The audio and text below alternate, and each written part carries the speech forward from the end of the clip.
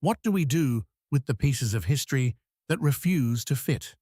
Across deserts, mountains, islands, and buried hills, humanity has left behind structures that feel less like answers than questions made of stone.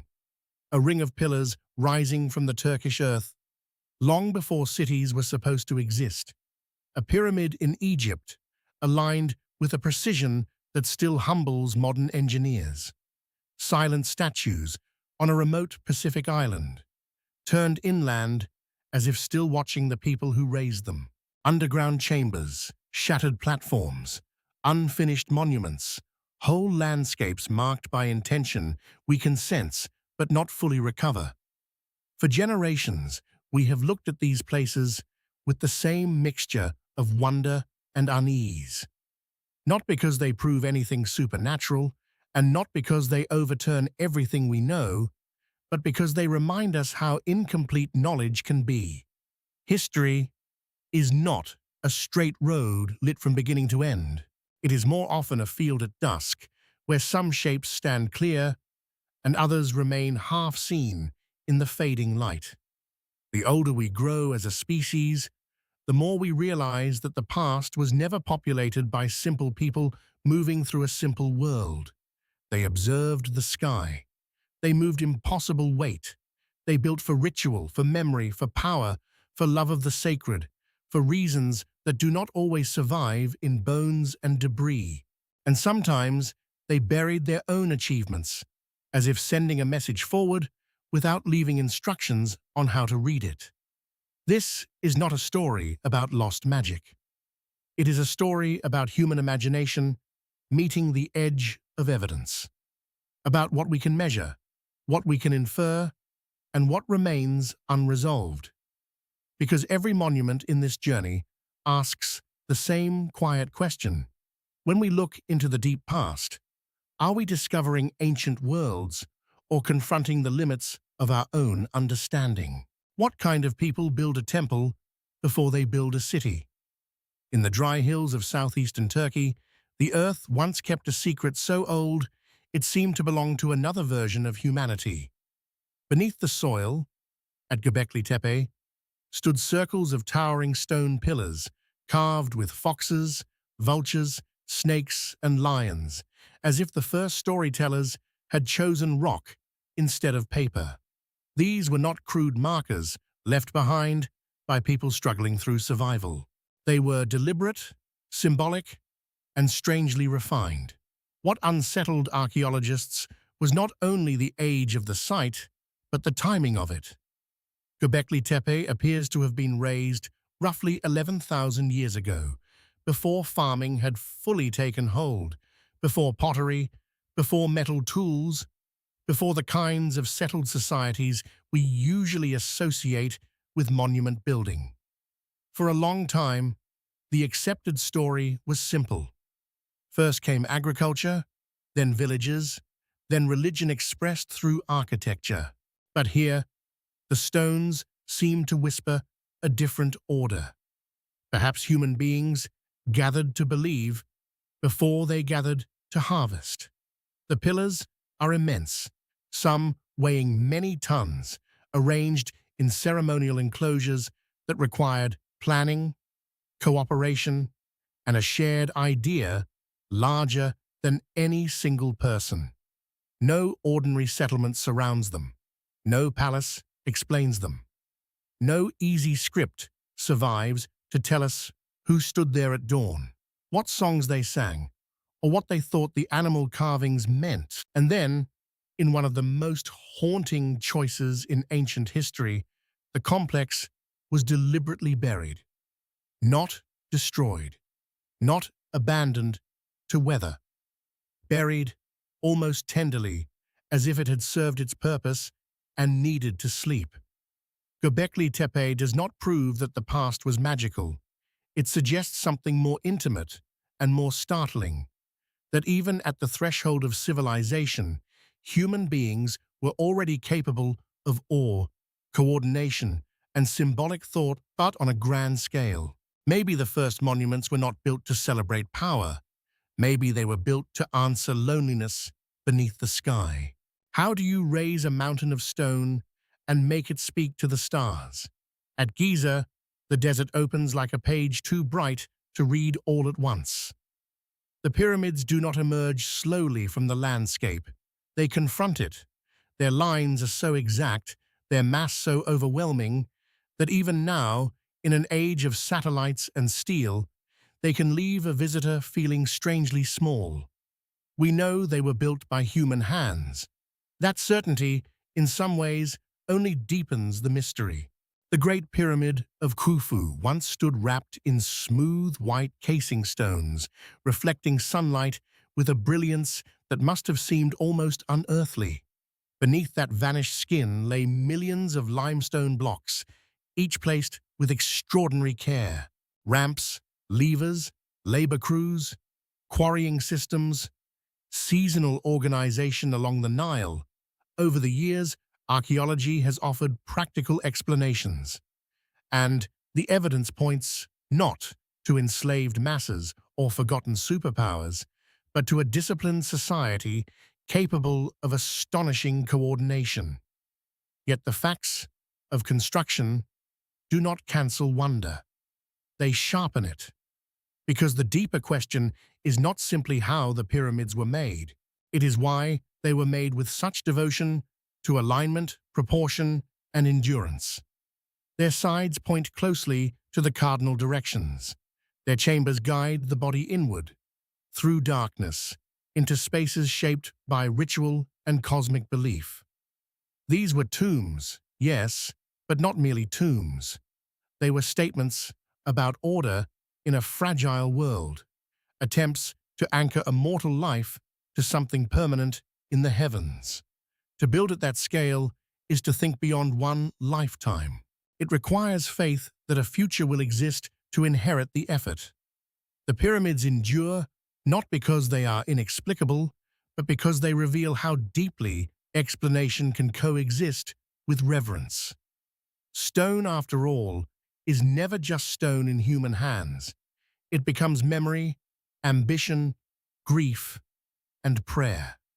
And when a civilization lifts those feelings into geometry, what remains is more than architecture. It is a portrait of people trying to negotiate with time itself. Why would a people carry stone faces across an island ringed by one of the largest oceans on Earth?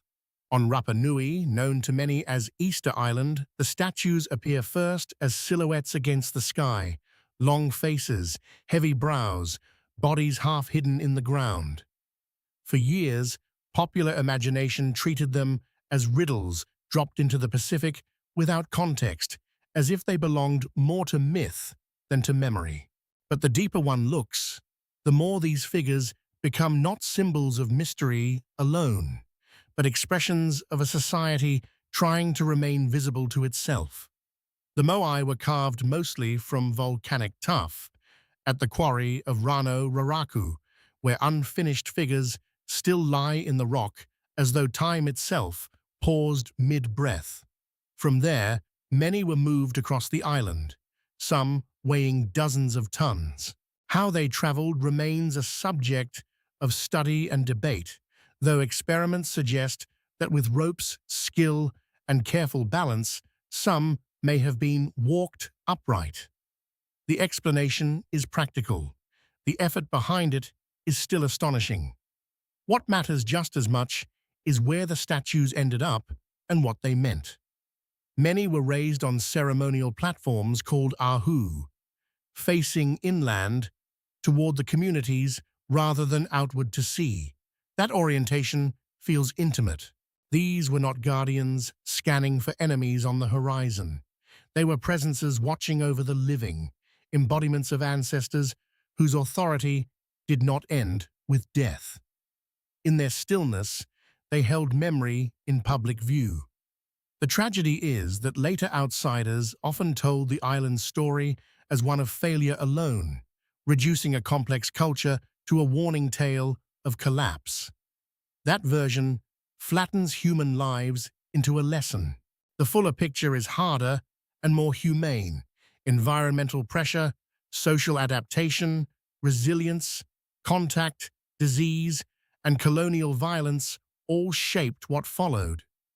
The Moai remain because people needed continuity in a world exposed to wind, distance, and uncertainty. To carve an ancestor from stone is to say that absence will not have the final word. And maybe that is why these faces still unsettle us. They look less like relics of a lost people than like evidence of a timeless desire to be remembered and to keep remembering in return. What does a city remember when its people are gone? High in the Andes, where clouds drift close to the earth and the mountains seem to hold their own weather, Machu Picchu appears less like a ruin than an arrival. Terraces step down the slopes with measured grace. Stone walls meet so precisely that even now a blade can hardly slip between them. The site does not dominate the landscape. It listens to it, as if the builders understood that permanence in such a place required conversation rather than conquest. For centuries, the city remained largely hidden from the outside world, known locally but absent from the broader imagination until the early 20th century. That rediscovery helped turn Machu Picchu into a global symbol, though the word itself can be misleading. Nothing was truly lost to the people who lived in its shadow. What was lost, perhaps, was a wider continuity of understanding, a fuller sense of why this mountaintop sanctuary was built, who moved through its ceremonial spaces, and what daily life felt like among its temples, fountains, and agricultural terraces. Scholars still debate the site's exact role. It may have served as a royal estate linked to the Inca ruler Pachacuti, a ceremonial center, an astronomical observatory, or some combination of all three. Like many great places of the ancient world, it refuses to narrow itself to one purpose. Its architecture aligns with surrounding peaks and celestial events. Water courses through carefully designed channels. Ritual and practicality live side by side, inseparable.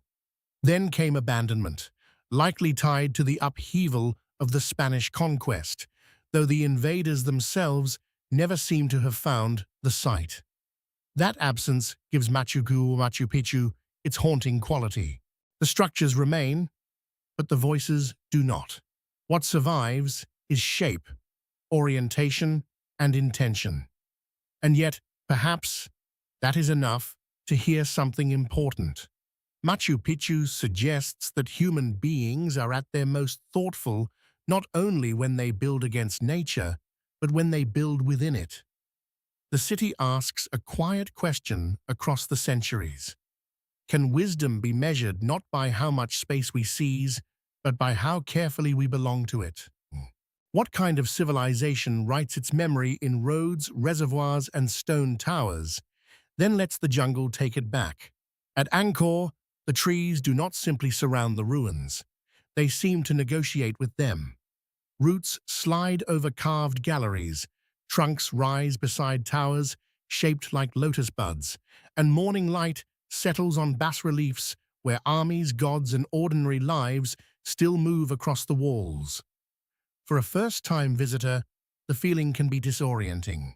This is not a single temple, but the scattered body of an empire, vast enough to stretch beyond the eye, and complicated enough to challenge any simple explanation.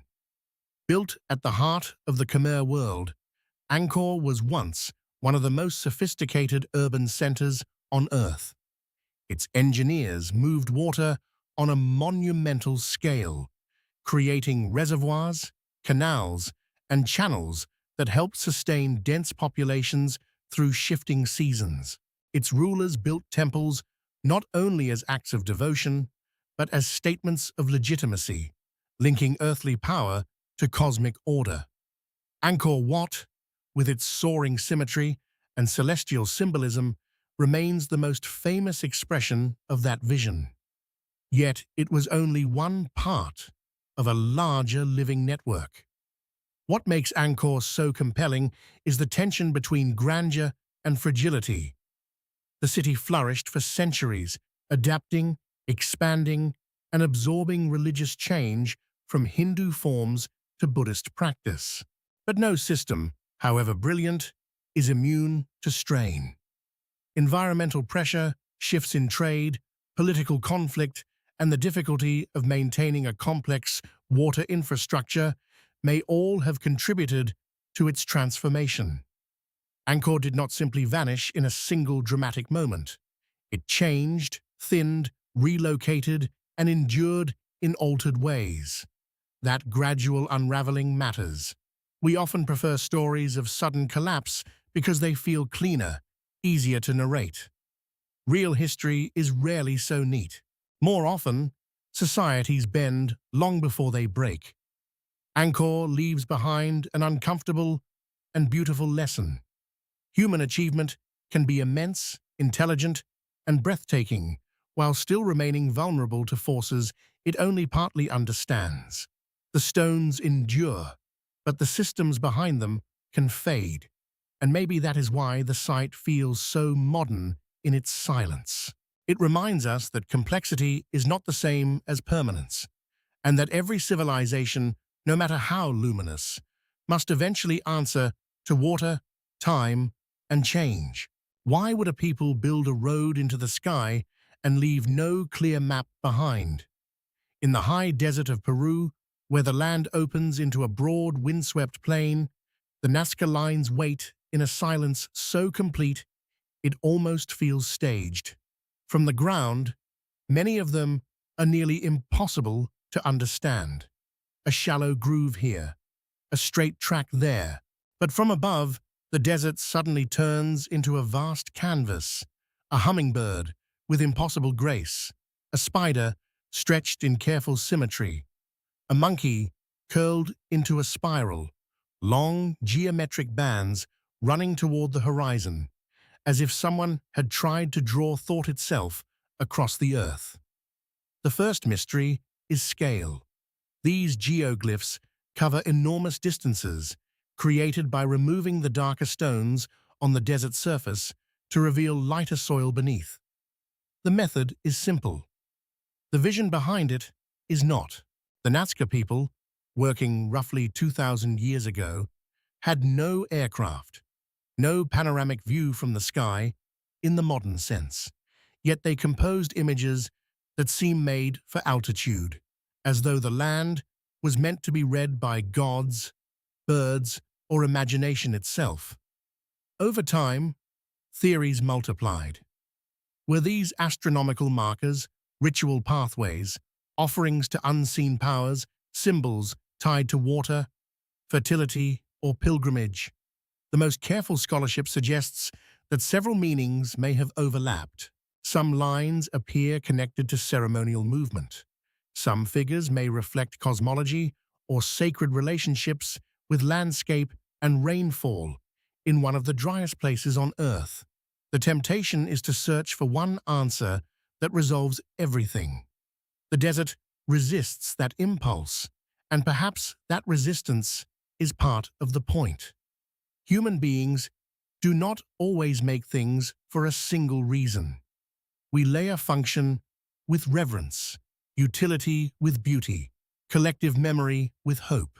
The Nazca lines may have helped a society orient itself not only physically but spiritually, drawing order across an uncertain environment. Even now, they ask us to reconsider what counts as visibility.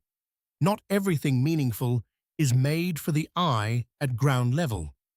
Some messages are meant to be understood only when distance changes perspective, and that may be their most enduring gift. A reminder that scale can transform confusion into pattern, and that understanding sometimes arrives only after we learn how to look from higher ground.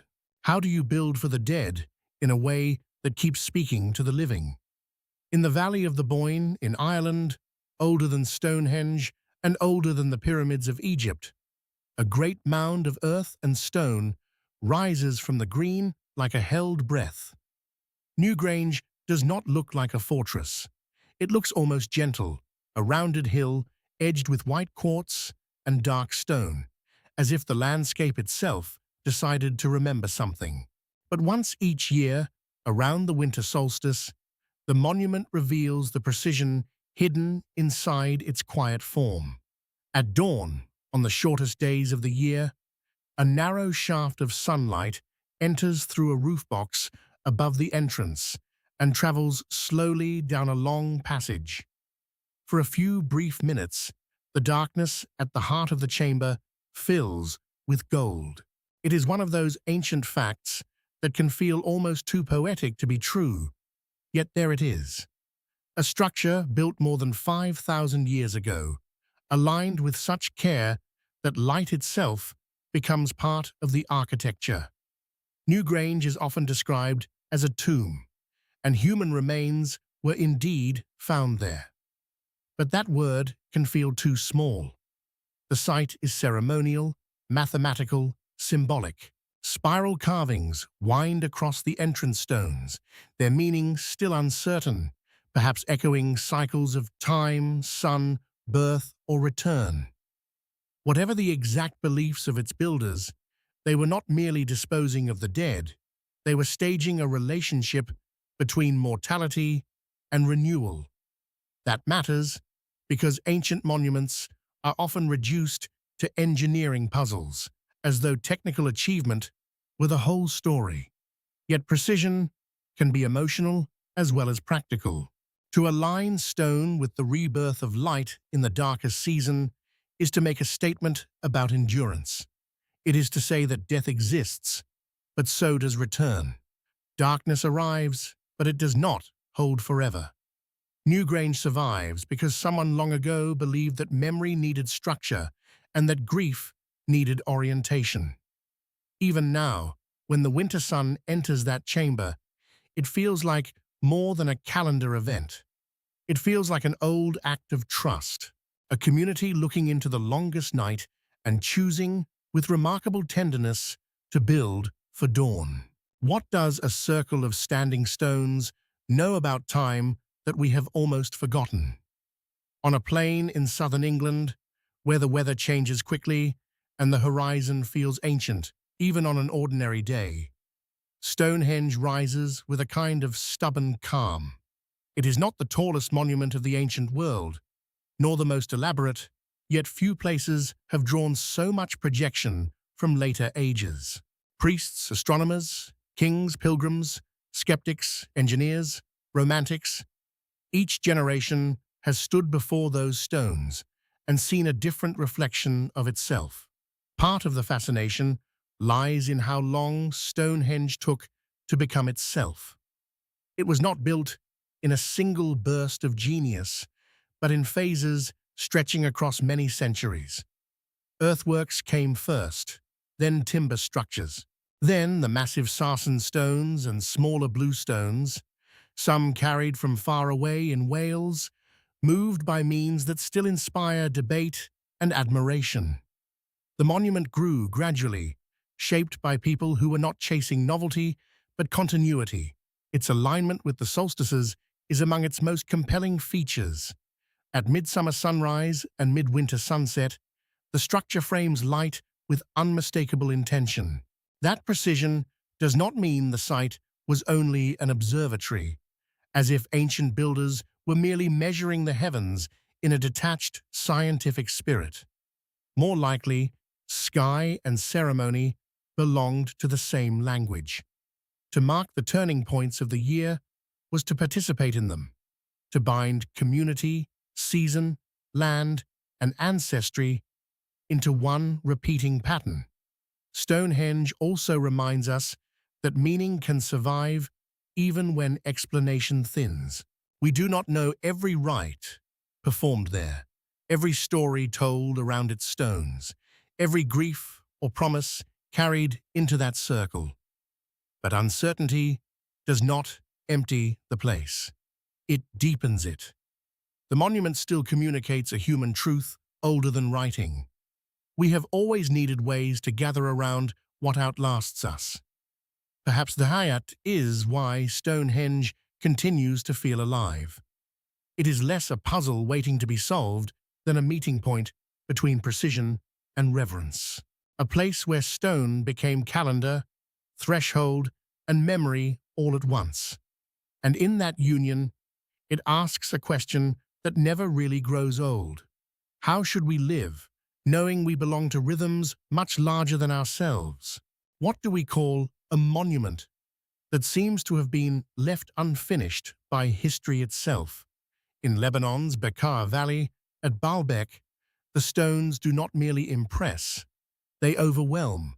Massive Roman columns still rise against the sky with startling elegance, but it is the foundation blocks beneath them that provoke the deepest pause. Some of these stones are so enormous that even modern observers, equipped with cranes, engines, and detailed measurements, struggle to imagine the confidence required to quarry, move, and place them. Nearby, in the ancient quarry, an even larger block lies partially freed from bedrock, abandoned before its journey could begin. It feels like a sentence history never finished. Baalbek is often presented as an engineering mystery, and it certainly is one. The Temple of Jupiter, built under Roman rule, stood on a platform that incorporated stones of astonishing scale, including the famous trilithon blocks. Scholars have proposed methods involving rollers, sledges, earthen ramps, labor systems, and careful use of local topography. None of these ideas require fantasy. What they require is respect for the technical sophistication of ancient builders and for the organizational power of empires willing to spend vast resources on symbolic architecture. Yet Baalbek is not only about Roman ambition. The site bears traces of older sacred use, layered identities, and the long habit human societies have of building on the bones of what came before. One civilization inherits a holy place, reshapes it, expands it, and leaves behind a structure that later generations struggle to separate into clean, chronological lines. The result is a monument that feels less like one moment in time and more like compressed memory. That layering matters. We often want ancient sites to belong to a single people, a single era, a single explanation. But places of power rarely stay still. They gather meanings, rulers, rituals, and repairs, accumulating human intention the way stone accumulates weather. Perhaps that is why Baalbek remains so haunting. It shows us that the past is not always elegant in its completeness. Sometimes what survives is evidence of ambition interrupted, devotion repurposed, and labor too immense to fit comfortably into one narrative. The unfinished block in the quarry may be the most human image of all, proof that even the grandest visions can remain partly trapped in the stone from which they were imagined. What if the most enduring mysteries are not the ones hidden underground, but the ones carved into a mountainside for everyone to see? High in the Andes of Peru, near the shores of Lake Titicaca, the stonework of Sacsayhuaman rises in long, zigzagging walls above the city of Cusco. At first glance, the blocks seem almost impossible. Massive stones, some weighing many tons, fit together so tightly and irregularly that the walls resemble a puzzle solved without mortar, each shape answering another with uncanny precision. The effect is both practical and beautiful. It looks less assembled than grown. For the Inca, and perhaps for cultures before them, this was not merely a defensive structure.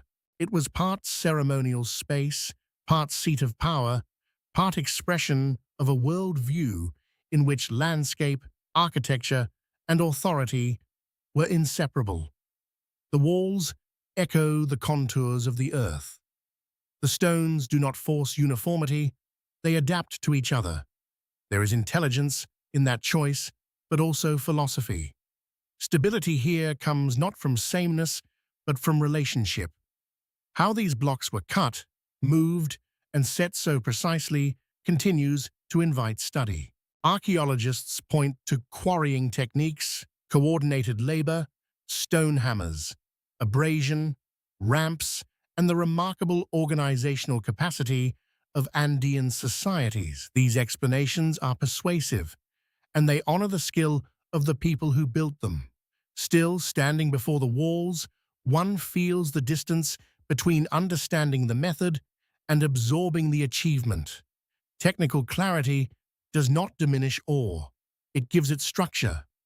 Sacsayhuaman also carries the marks of rupture. After the Spanish conquest, parts of the complex were dismantled, its stones taken to build colonial Cusco below.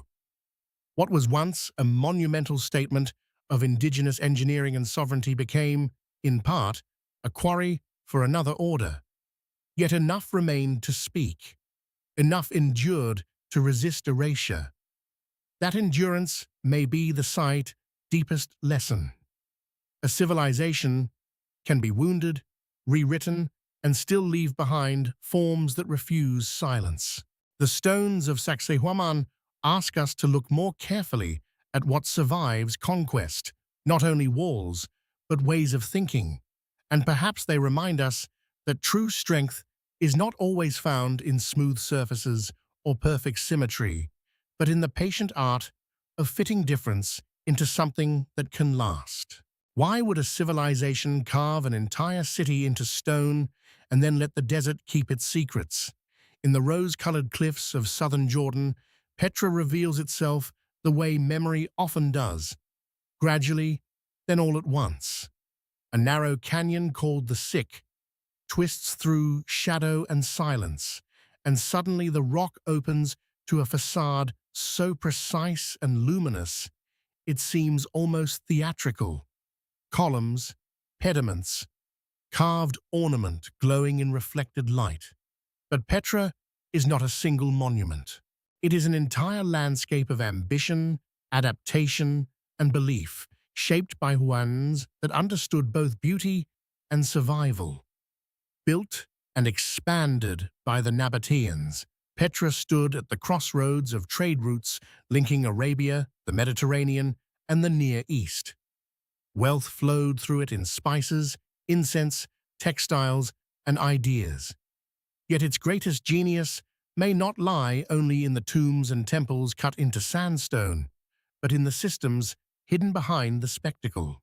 In a dry and unforgiving environment, the Nabateans mastered water with extraordinary care, channeling flash floods, storing runoff, and sustaining urban life where nature offered little margin for error. Petra was not simply carved from stone. It was engineered against scarcity. That tension between display and resilience makes the city feel deeply human. The grand facades speak of status, ceremony, and cultural exchange, blending influences from multiple worlds into a style unmistakably their own. But the channels, cisterns, and terraces speak of something quieter: foresight, discipline, and the daily labor of making life possible. Civilization, Petra reminds us, is never only what dazzles, it is also what endures behind the visible surface. Over time, trade routes shifted, earthquakes struck, political centers changed. Petra did not vanish in a single moment, but slowly receded from prominence, becoming less a capital than an echo. When outsiders later rediscovered it, they often treated it as a lost wonder, though like so many such places, it had never fully disappeared from local knowledge. Perhaps Petra's deepest mystery is not why it was hidden, but why we so often overlook the kinds of intelligence that keep a society alive. We are drawn to facades, to grandeur, to the dramatic entrance through the canyon. Yet the true marvel may be the wisdom flowing underneath, the understanding that beauty without stewardship is fragile, and that the finest monuments are often those built in conversation with the limits of the land. What if the deepest architecture is the kind we almost never see? Far beneath the Cappadocian landscape in central Turkey, the underground city of Derinkuyu descends through layers of darkness that feel less excavated than concealed. From the surface, the land offers little warning. A plain, a village, ordinary stone. But below, a hidden world opens. Narrow corridors, storage rooms, kitchens, chapels, wells, stables, ventilation shafts, and great circular doors of rock that could be rolled shut from within. It is a city turned inward, shaped not around spectacle, but around survival. Derinkuyu was expanded over centuries, likely by multiple communities adapting older spaces to new threats. Soft volcanic rock made excavation possible, but possibility alone does not explain the scale. To carve habitable levels deep underground required planning, engineering, airflow management, water access, and an intimate understanding of how fear reorganizes daily life. This was not a place built for comfort in the ordinary sense. It was a refuge designed for continuity, a way of preserving community when the world above became uncertain or unsafe. That purpose changes the emotional tone of the architecture. Most monuments rise upward, asking to be seen. Derinkuyu does the opposite. It withdraws. Its genius is defensive, collective, and profoundly human. Families could remain below for extended periods, carrying with them food, tools, ritual, and routine. Even in concealment, life needed structure. People still had to pray, work, rest, tend animals, raise children, and tell stories in the dark. There is something haunting about that image, not because it suggests anything otherworldly, but because it reveals how much intelligence can grow from vulnerability. We often celebrate civilizations through their grandest visible achievements, their temples, palaces, and towers. But underground cities remind us that endurance also has a quieter architecture, caution, adaptation, and the stubborn refusal to disappear. Derinkuyu asks a question that feels uncomfortably current. What do people build when safety becomes the highest form of hope? Sometimes the answer is not a monument meant to impress the future. Sometimes it is a hidden shelter meant to carry the living through the night. And maybe that, too, is a kind of greatness, one measured not in glory, but in the care required to keep one another alive. In the end, these ancient structures do not ask us to believe in miracles. They ask something harder. They ask us to look at human beings, fragile, temporary, often divided, and admit what they have been capable of across thousands of years. Not perfection, not omniscience, but persistence, imagination, coordination, reverence, the willingness to move stone, measure light, carve memory into mountains, and build meaning against the pressure of time. Each place in this journey began as a question in material form. Göbekli Tepe asked why ritual might come before settlement. Giza asked how mortality could be answered with geometry.